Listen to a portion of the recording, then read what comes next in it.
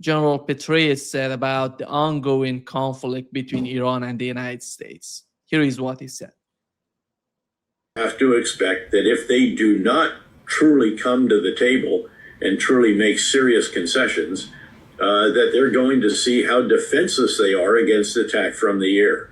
Keeping in mind that the Israelis, using U.S.-provided F-35 stealth fighter bombers, took out the supposedly sophisticated Russian S-300 air and ballistic missile defense system that Iran had, provided again by Russia, and then other air defense batteries and systems that they had. So, again, if you fly above, say, certainly 12,000, maybe a bit higher, again, Iran really can't touch them. Yeah. FAFO. Fuck around, find out. Yeah. You know, the only thing I wish is that Petraeus had his butt sitting in one of the cockpits of those planes as they, quote, fly into Iran. Because, you know, one of the big lies about the June 13th attack and the disablement of some of Iran's air defense systems last June, they were not done by aircraft that flew into Iran. It was done by sabotage groups on the ground.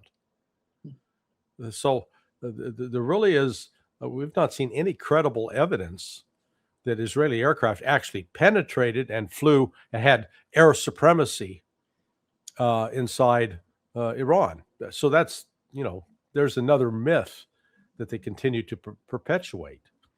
But it is pay attention to Petraeus, because he's not just offering his opinion. He is reflecting the belief of the U.S. intelligence community. They really believe this nonsense.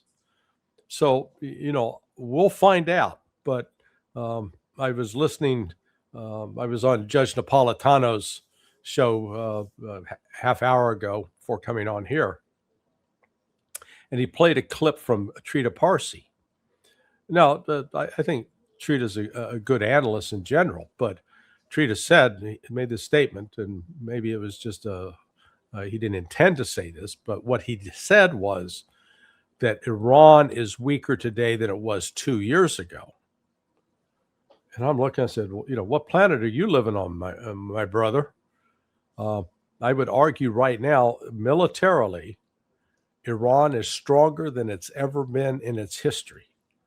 And that's because Iran swallowed its pride and sought help from Russia and China, who were more than willing to provide assistance and have.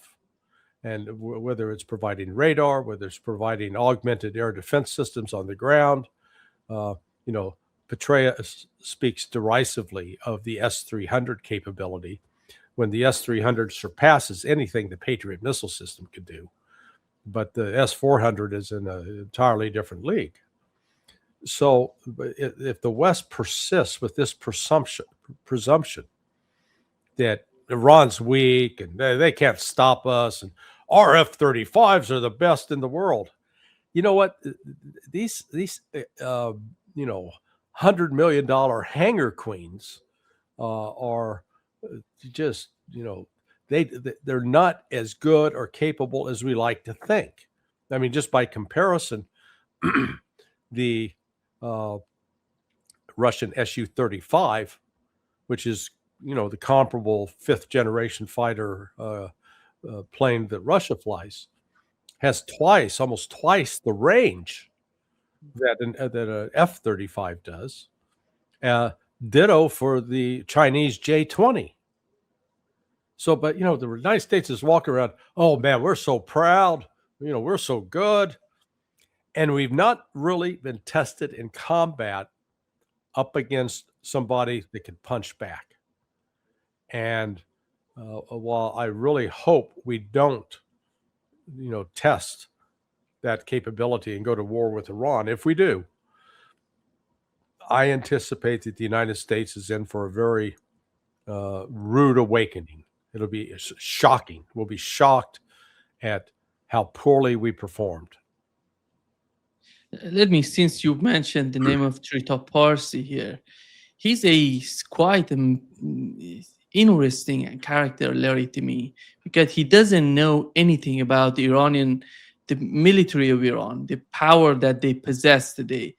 And what he always commenting on that Iran is less capable and they're weaker than they were before. Even he said something so amazing to me that Iran today is much more, the society is much more under pressure than it was 20 years ago, when he's talking about the freedom, these kids, that the way that they want to live. And he's just making lies after lies, Larry.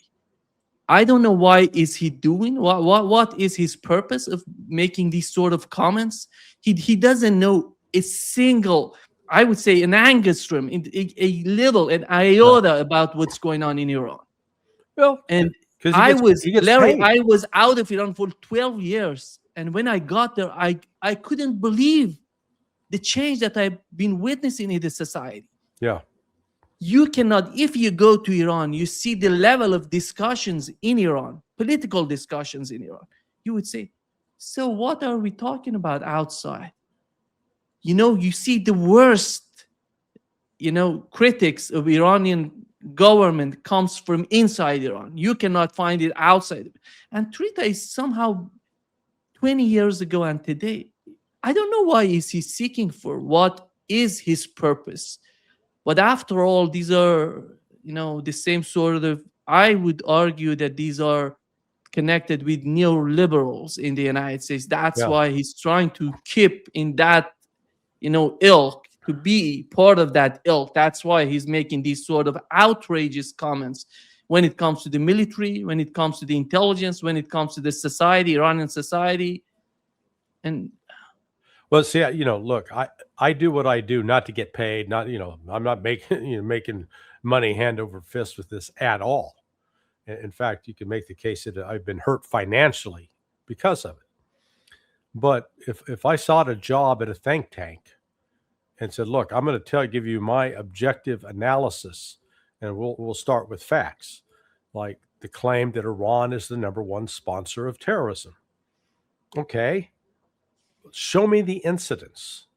Who are the most active terrorist groups in the world today?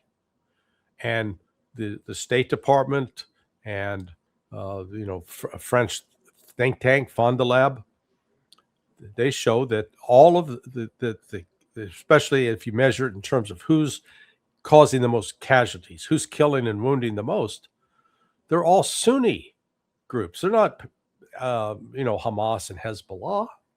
They're not groups that Iran has no tie with them whatsoever. And so if I went out to a think tank and said, we're going to put that out, they'd say, oh, no, because it would upset their donors. Their donors want a propaganda that portrays Iran in the worst possible light. And they keep talking about the extremism of the mullahs. Now, back in well before you were born, or just shortly, just prior to you coming into this world, in 1980, 81, 82, there were some extreme acts, and the religious police are cracking down, and women had to wear the hijab, and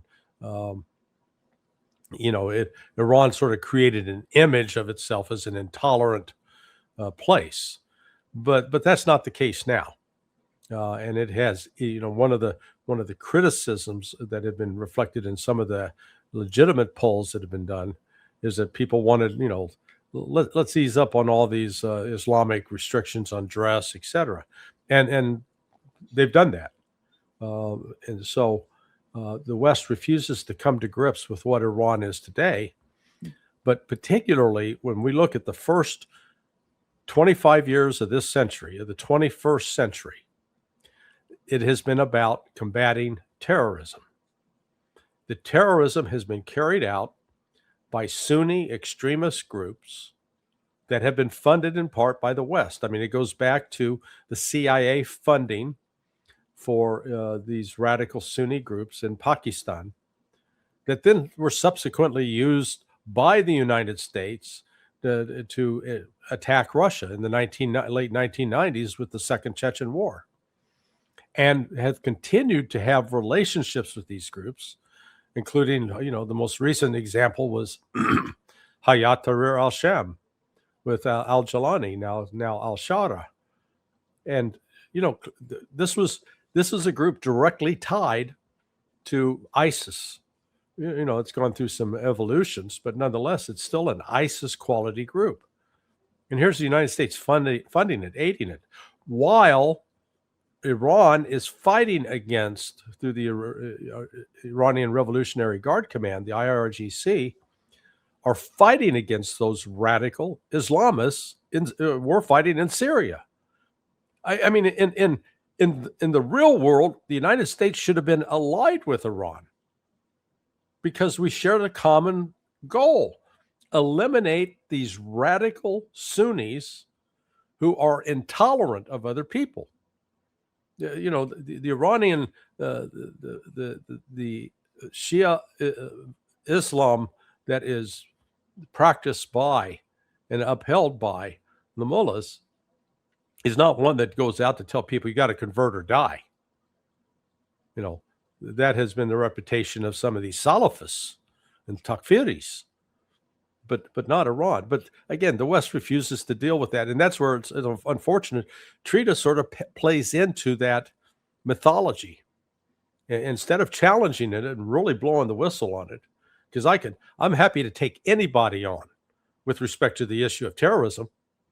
We want to go back and, they try to pretend that Iran is responsible for the deaths of thousands of Americans. Absolutely not true. Provably false.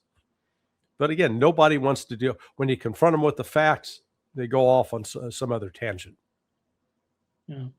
And Larry, we had the Iranian foreign minister Araghchi having an interview and talking. He was asked about the current phase of negotiations, the current situation with the negotiation on the part of Iranian, and how they feel about this situation. And here is what Araghchi said in terms of preparing, the terms that Iran would agree on with the negotiation with the United States. President Trump plans to strike Iran, or is he using this threat as leverage? Well, I'm not, I cannot judge, but one fact is there that if they want to find a resolution for Iran's peaceful nuclear program, the only way is diplomacy.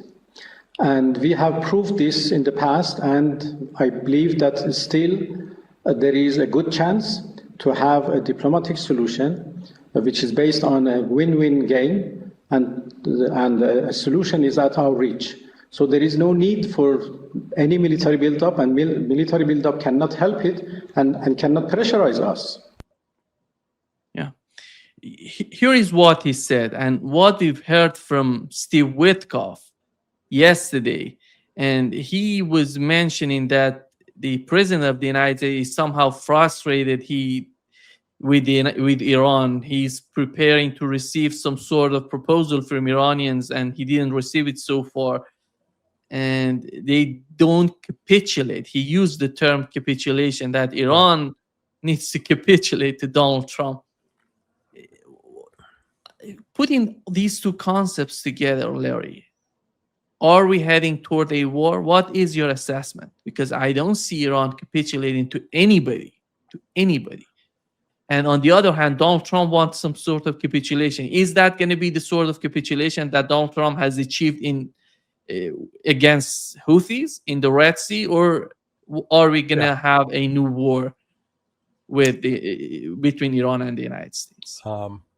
I think the war is inevitable because of the size of the combat, the air combat force that has been deployed to the region.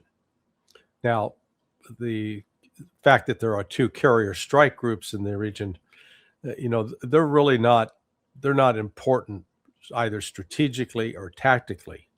They're actually more of a burden, because if they get close enough, the The one that's in the Mediterranean is there, I guess, in theory, to try to provide protection for Israel in the event that Iran launches ballistic missiles and drones against Israel, as it did last June. The other ship, the Abraham Lincoln, which is off the coast of Iran, quite a ways off the coast. Again, the weapons it has on board, both with its planes, 10 F-35s, and the destroyers, the ability to launch Tomahawk cruise missiles, to have any effect in the interior of Iran, require those ships to get, close, within 200 miles of the coast. Well, once they do that, they're extremely vulnerable to Iranian missile attacks, because Iran's anti-ship missiles are now my understanding is they're now integrated with Chinese satellites. So it's actually quite easy to pinpoint where those ships are and to take them out. That leaves the land-based F-35s, which are in places like, which are principally in Saudi Arabia and Jordan. Now, we saw Tucker Carlson's interview with Mike Huckabee, in which Huckabee basically said, hey, Israel can take all of the Middle East. Screw Jordan, screw Syria, screw Turkey, screw, Iraq, etc. And man, that set off, I'll call it the equivalent of a nuclear bomb among all of the Arab Muslim nations in that region. And the reason I raised this is you had Saudi Arabia and United Arab Emirates. They were both signed on to it. Both of them pissed off. They hate each other right now. But, let's call Huckabee the great uniter. He even brought them together.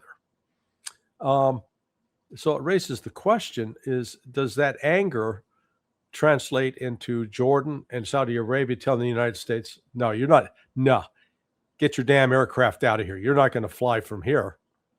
That's a possibility. At least, I haven't seen any movement in that direction, but you can't discount that as a possibility. And the United States persists under this belief that with air power, we can defeat Iran. We can cause such damage that Iran won't be able to function. All right, I ask everybody to take a step back, take the United States and Iran out of the equation. Let's make it Russia and Ukraine. Look at all of the missiles that Russia has fired into Ukraine over the last 4 years. I mean, incredible volumes. And yes, it's caused damage. It's caused destruction. But has Ukraine collapsed and given, we give up, no more, and Ukraine's basically got 1/5 the population of Iran. Iran is a landmass, I believe, is like 3 times the size of Ukraine. So it's like, everybody, wake up and stop deluding yourselves that you think the United States can launch even 1,000 sorties and that's going to force the Iranians to collapse. Is not going to happen. And then you get into the issue of the maintenance on these F-35s and their ability to perform and sustain combat operations. It is the United States has convinced itself that it's a 10-foot tall giant with unlimited capabilities, and in fact, we only stand about we're more like a dwarf. We're shorter, and we're not nearly as physically capable as we think we are. So that's it's setting up for something that could be if the United States acts on this presumption, and I think. I know that the military personnel were fully expecting that we would have attacked this last weekend. We didn't. And you can come up with there are a number of factors that intervened. One is my understanding is that Tulsi Gabbard and J.D. Vance both vociferously protested and lobbied against doing it, and Trump apparently listened. They were buttressed by a poll. I know the person that carried out a poll where they showed Trump that he would have no support, and that if he does this, the odds that the Republicans would lose the midterms and have no hope whatsoever of recovering is very high, and that he would be completely neutered and probably impeached and convicted. So then on top of that, the fact that there's only, right now, even with his quote base, 25% of Americans would support an attack on Iran. That means 75% don't. So it just, Trump is, they've manufactured a narrative that is not supported by the facts.